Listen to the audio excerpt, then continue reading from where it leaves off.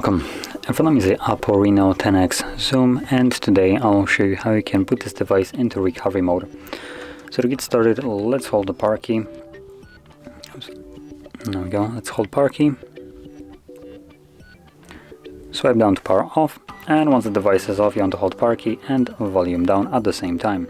Now when you see the Apple logo on the screen, let go of the power key.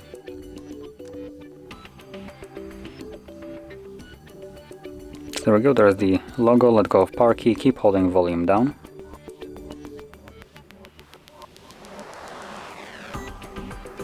And as you can see, this will take us to recovery mode, or well, one step before it. So simply select your desired language, and here we go, there is our recovery mode. Now from here you can obviously tap on each option that you want to accept, and we can install updates from storage, we can do an online update, wipe data, reboot or power off the device. So that's basically all we have here. And to leave this mode, I'm going to select reboot, confirm, and this will take me back to Android.